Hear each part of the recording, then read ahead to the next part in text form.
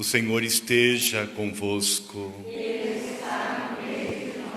Proclamação do Santo Evangelho de Nosso Senhor Jesus Cristo, segundo São Mateus.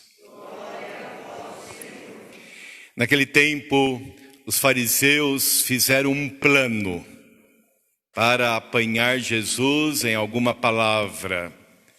Eles mandaram os seus discípulos, junto com alguns do partido de Herodes, para dizerem a Jesus: Mestre, sabemos que és verdadeiro e que de fato ensinas o caminho de Deus. Não te deixas influenciar pela opinião dos outros, pois não julgas um homem pelas aparências. Dize-nos, pois, o que pensas? É lícito ou não pagar imposto a César? Jesus percebeu a maldade deles e disse: Hipócritas, por que me preparais uma armadilha? Mostrai-me a moeda do imposto. Trouxeram-lhe então a moeda. E Jesus disse: De quem é a figura e a inscrição desta moeda? Eles responderam: De César. Jesus então lhes disse: Dai, pois, a César o que é de César, e a Deus o que é de Deus. Palavra da salvação.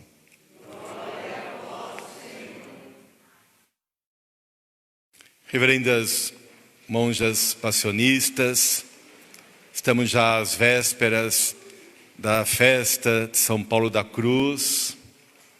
Quero já ir motivando e cumprimentando o coração das senhoras na novena que transcorreu nesses dias, diante da beleza do mistério da vocação e da missão de São Paulo da Cruz.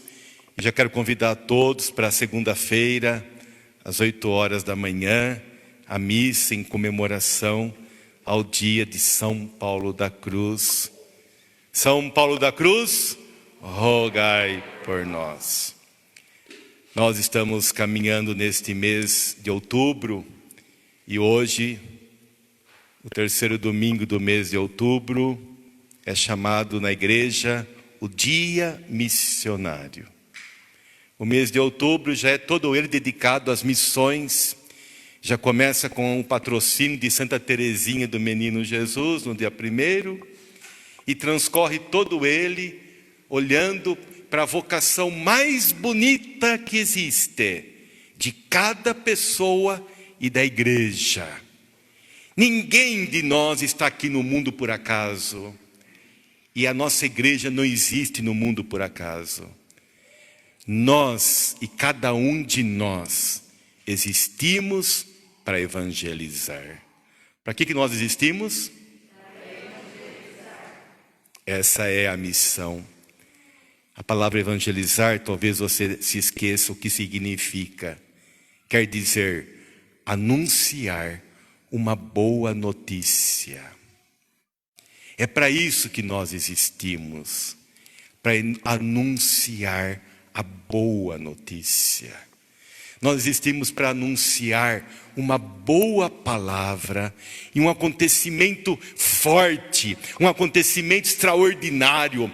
O missionário, a missionária é essa expressão que comunica ao mundo algo que pode mudar todas as coisas, todas as realidades. E o que é que nós temos a anunciar? Qual é a nossa missão? Por que eu nasci? Por que você nasceu? Por que nós estamos aqui hoje? Por que estamos neste mundo? Nós temos aqui algumas crianças, né? Por que as crianças estão vindo a este mundo? Vocês, mãe, pai, estão deixando seus filhos nascerem. Por quê? Para quê? Vamos apontar para anunciar Jesus. Essa é a razão da nossa vida. Anunciar Jesus. É por isso que você veio ao mundo, para ser filho de Deus, para conhecer o amor de Deus e para levar Deus às pessoas que por acaso se bloquearam, se fecharam e não descobriram essa realidade. E existem essas pessoas, porque existe uma obra chamada diabólica. O que é a obra diabólica? É aquela que impõe sobre uma pessoa a ignorância e a rebelião. Então, o ser humano fica, posso falar a palavra, desculpem, fica burro. Não entende para que existe. Não entende para que vive. Então é preciso anunciar a essa pessoa, é preciso ajudá-la a descobrir, a conhecer e a entender que ela existe para experimentar o amor de Deus e levar Deus que é amor. Mas se não é a ignorância, muitas vezes é a rebelião. E o que é a rebelião? É a obra diabólica que faz o ser humano, que foi feito para amar a Deus, para louvar a Deus e para anunciar Deus para o mundo, vai contra Deus. Eu não preciso de Deus, eu vivo sem Ele, eu passo muito bem sem, eu não preciso nada disso. E a rebelião é essa atitude do ser humano de se achar autônomo, autossuficiente e não precisa de Deus como referência para a sua vida. Tem muita gente assim na casa da gente. Mas existe solução para tudo isto. A solução se chama evangelização. Como se chama a solução para o ser humano?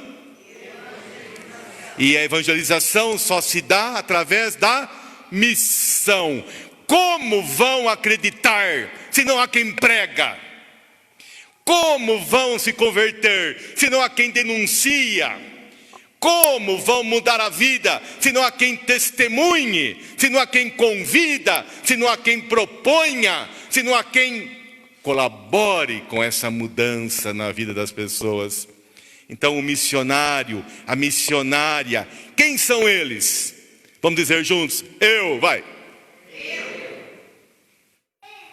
Isso, bem, você é o missionário, a missionária do reino de Deus. São Paulo, no ano 50 depois de Cristo, 20 anos depois que Jesus morreu e ressuscitou, São Paulo, no ano 50, ele visitou uma região da Macedônia, uma região de língua grega, uma cidade chamada Tessalônia. Ela foi fundada por um dos generais de Alexandre Magno. E essa cidade de Tessalônia era um porto, lá perto da Croácia. Aquela região é muito bonita. E a Tessalônia virou uma cidade de referência. Todo mundo passava por aí para poder ir ou para a Europa ou ir para a Ásia. E a cidade de Tessalônia foi um porto importante. E tinha de tudo nessa cidade. Inclusive, tinha uma sinagoga onde os judeus se reuniam. E Paulo, na sua primeira viagem, passa aí por essa região e para na cidade de Tessalônia. E aí nessa cidade prega o evangelho dentro da sinagoga. O que é o evangelho? Anunciar Jesus. O que é o evangelho? Ele prega o evangelho, ele anuncia o mistério de Jesus, a morte e a ressurreição de Jesus, as palavras de Jesus, os sacramentos de Jesus. Ele convoca o povo para ser igreja de Jesus, para ser o corpo de Cristo. O que é o corpo de Cristo? É a reunião daquelas pessoas que meditam as palavras de Jesus, realizam os gestos de Jesus, os sacramentos de Jesus. Então, o batismo, a crisma, a eucaristia, a unção dos doentes, e Paulo, o casamento. E Paulo, então, formou a comunidade cristã. E daí ele viaja mais para Corinto, passa em Atenas primeiro, depois vai para Corinto. Passa aí alguns meses, quase no fim do ano 50, começo do ano 51, Timóteo, encontrou Paulo e falou: Paulo, eu vim lá de Tessalônia, eu vim da cidade que você gosta tanto, eles estão com algumas dúvidas lá. Principalmente eles estão com dúvida se Jesus já vai voltar. Será que já está chegando o tempo de Jesus voltar? Foi a primeira pergunta que os cristãos tinham. Tinha gente que nem trabalhava mais, já esperando Jesus voltar. E então Paulo escreve uma carta. É a primeira carta e o primeiro texto escrito do Novo Testamento. No ano 51, o primeiro escrito após o evento pascal de Jesus, no ano 30, o primeiro escrito que é do Novo Testamento, que comenta a pregação de Paulo, como ele formava as comunidades cristãs. A carta de São Paulo aos Tessalonicenses é a primeira carta, o primeiro escrito do Novo Testamento. Essa carta surgiu antes de ter os evangelhos por escrito.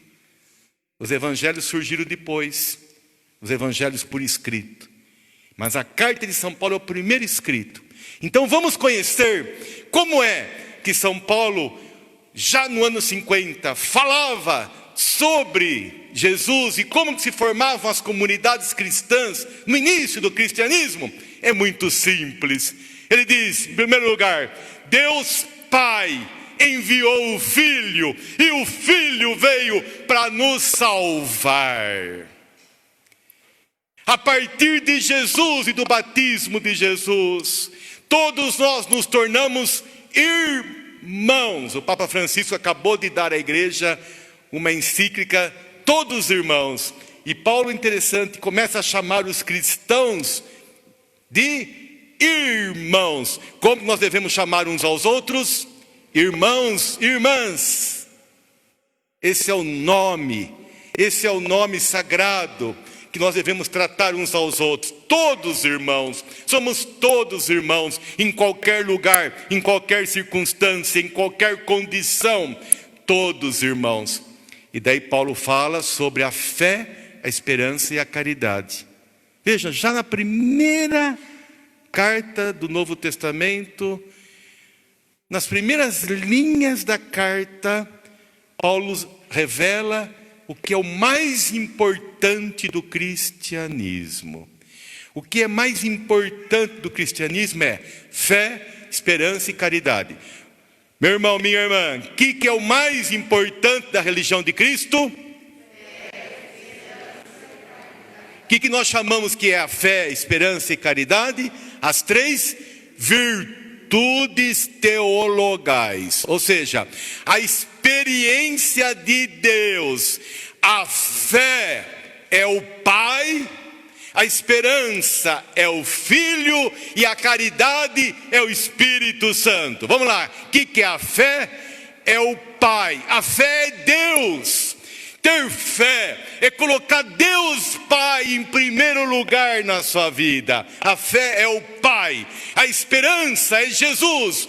Tudo que acontece, qualquer problema, qualquer dificuldade, qualquer desalento, qualquer discórdia, qualquer perigo, qualquer situação, a esperança. Jesus é a solução. Eu não sei qual é o problema que você está vivendo, mas seja ele qual for, tem solução. Quem é a solução? Jesus. Qual é o outro nome de Jesus? Esperança. Esperança. A fé é o Pai. É crer que Deus existe e nos criou. A esperança é Jesus. Tudo pode ser resolvido. E a terceira pessoa da Santíssima Trindade também é chamado de caridade. Como chama? Caridade, que é o Espírito Santo. O que é o Espírito Santo? O amor de Deus que foi colocado no nosso coração. Se você não está tendo coragem de amar, se você não está conseguindo amar, saiu de você o Espírito Santo. Porque o Espírito Santo é amor. É Deus em você. É o amor de Deus colocado em você.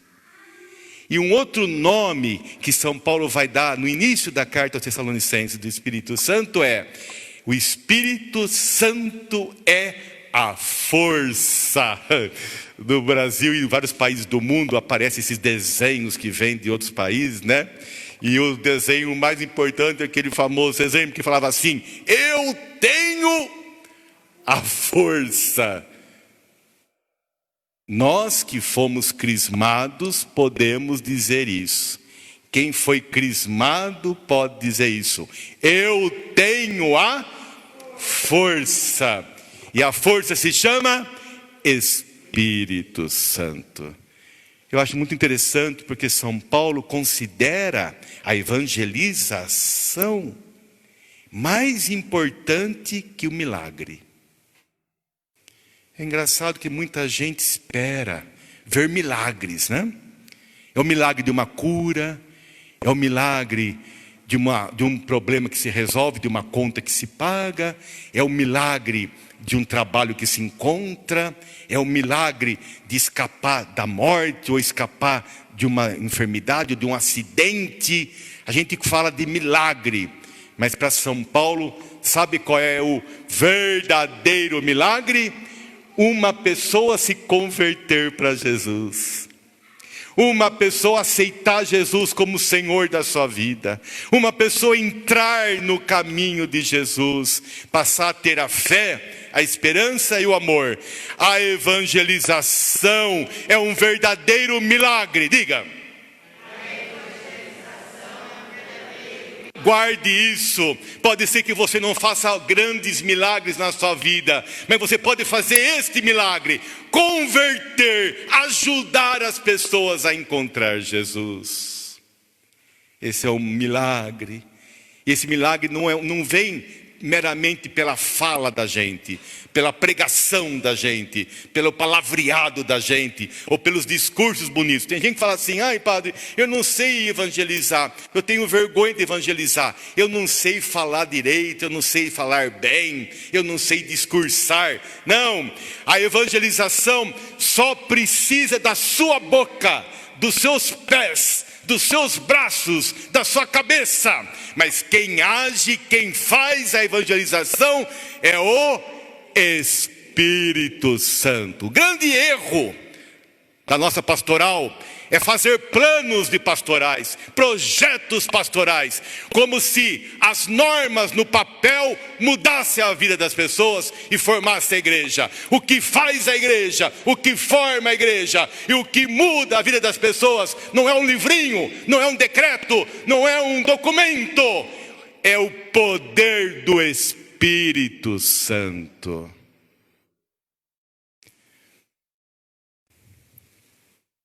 Quando é que nós vamos descobrir isso? Que o que faz a vida nossa ter gosto é a força do Espírito Santo. Se entregue ao Espírito Santo. Deixe o Espírito Santo conduzir sua vida. No tempo do profeta Deutero Isaías, ele faz uma profecia que vai vir a restauração. Vai chegar a mudança de tudo. E ela virá por um estrangeiro. Um rei estrangeiro chamado Ciro vai ser a solução para o povo judeu. A solução vem de fora. Quem diria isso, hein? A gente sempre pensa que a solução vem de nós. Vem de dentro. E a Bíblia diz que a solução vem de fora. Deus tem um controle de todas as nações. Um estrangeiro é que vai resolver o problema do povo de Israel. Um rei chamado Ciro, da Pérsia, é que vai resolver o problema do povo de Israel. Sabe quem vai resolver o seu problema? Não é você, nem a sua terapia. O que vai resolver o seu problema é alguém que você terá que abrir a porta para recebê-lo.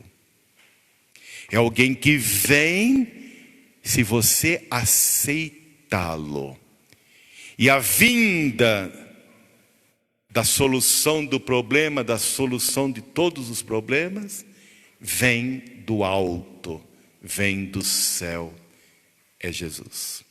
Ciro era chamado o ungido. Ele era a figura do Cristo, do Messias. Aqui nós estamos um tempo, de 560 anos antes de Cristo.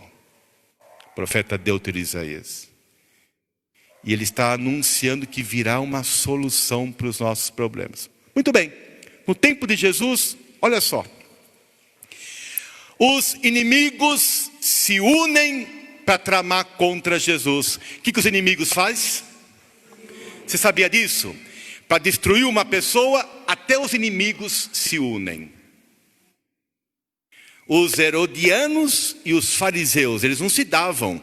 Herodianos a partir do rei Herodes, era ligado aos romanos. Fariseus ao partido religioso, era contra os romanos. Eles se unem para pegar Jesus, numa cilada. Vejam, os que detêm poder cometem injustiças profundas. Eles tramam ciladas. A corrupção é isso. É tramar, planejar o mal. É muito grave isso, gente. E nós temos que ter consciência. Nós estamos num mundo onde as pessoas tramam a maldade, organizam a maldade. Chama de mal instituído. O mal não acontece só no dia a dia corriqueiramente. Ele é tramado, ele é planejado. Os inimigos acabam se unindo para destruir uma outra pessoa. E aqui o problema era o imposto. Vocês pagam imposto? O problema é o imposto. A pergunta que fizeram para Jesus é, antes de perguntar, eles elogiaram Jesus. Quando uma pessoa chega te elogiando, pode saber que ela está com segundas intenções. Eles elogiaram Jesus. O Senhor é muito bom, o Senhor só fala a verdade, o Senhor não vai atrás dos outros, o Senhor não julga pelas aparências. Jesus então já percebeu a maldade desses hipócritas. Qual é o nome que Jesus chamou eles de? Hipócritas. Esse é o nome que Jesus chama cada um de nós. Gente fingida, gente falsa. Vocês não vão durar muito não. A falsidade, a mentira, a hipocrisia, um dia desaba, um dia cai. Eles dizem, pode ou não pagar imposto, deve ou não pagar imposto a César. Se Jesus falasse, deve pagar imposto ao imperador César, ele ia ficar do lado dos herodianos e contra os fariseus. Se Jesus falasse, não pode pagar imposto a César, ele ia ficar contra os romanos, contra os herodianos e do lado dos fariseus. Estava feito a encrenca, você viu? Não tem saída. Você já entrou numa situação dessa? Qualquer resposta que você dá vai dar rolo. Isso se chama dilema. Como chama? Dilema é quando você não tem como responder. O que você responder vai dar problema. Você não tem saída. Se você sair por aqui, você pega. Se você sair por aqui, você pega também. Você não tem escapatória, você vai cair em alguma. Deus não cai na nossa. Deus não cai na nossa. A sabedoria do Espírito Santo é maior que a nossa. Não se preocupem, confiem na força que é o Espírito Santo. Com o Espírito Santo tem saída para todos os problemas. Jesus diz, fingidos, hipócritas, me mostrem a moeda do imposto. E eles mostraram uma moeda do imposto. Sabe o que vinha escrito na moeda? Vinha escrito assim, Tibério César, filho do divino Augusto, justo, supremo sacerdote. Nas moedas do César. Jesus disse: de quem é essa inscrição? De quem é essa imagem que está na moeda? Eles respondem: do César. Então vem a famosa resposta de Jesus, que desarmou os inimigos. Vamos dizer juntas: dai a César o que é de César, e a Deus o que é de Deus. A moeda é do César, dá para o César. Os governos são nós que criamos, nós que organizamos. Organize como querem, façam segundo as leis, não sejam rebeldes, nem sejam anárquicos. Mantenham a ordem, mantenham a disciplina. As estruturas sociais somos nós que as criamos, e nós temos que obedecer o que nós criamos. Então, tem imposto? Paga. Tem taxa? Paga. Tem pedágio? Paga. Fomos nós que criamos as estruturas. Não é para ser rebelde nem anárquico. Mas Jesus disse: mas dai a Deus o que é de Deus. O ser humano é de Deus, a moeda é do imperador, mas o homem e a mulher, nós pertencemos a quem? A Deus. Meu irmão, minha irmã, qual é a imagem que foi colocada em nós? Quando Deus nos criou, nós fomos criados à sua imagem. Qual é a imagem que foi colocada em nós? De Deus. Qual é a imagem que está na moeda? Do imperador. Qual é a imagem que está no homem? De Deus. É preciso, e Jesus enxerga isso. Ele vê cada um de nós como imagem de Deus. O César deve ser imagem de Deus. As autoridades têm que ser imagem de Deus. Cada um de nós e a igreja tem que ser imagem de Deus. Dai a César o que é de César, mas o homem e a mulher pertencem a Deus. Vamos encerrar. Levante as suas mãos e reze comigo. Senhor, somos a tua imagem. Nós te agradecemos. Te louvamos. E te declaramos o nosso amor. Eu pertenço ao Senhor. Amém.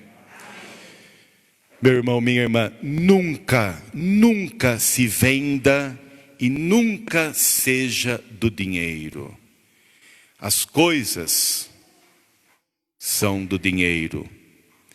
Os negócios e os impostos são do Estado. Mas o Estado e os negócios não são absolutos. Absoluto é só Deus. Você é de Deus. Essa pregação de Jesus é das mais importantes que nós temos para essa época. Dai a César o que é de César. Vai ter eleição? Vai votar, vai participar, vai ser candidato, vai tomar conta da sua empresa, vai fazer bem o seu negócio, vai organizar a sua vida. Faça bem a sua parte no mundo. Mas nunca se esqueça, você pertence a quem? E as demais pessoas? A Deus. E os povos do mundo? E as autoridades do mundo? E o Bolsonaro? E os Césares? Todos pertencem a Deus. Nenhum é maior do que Deus.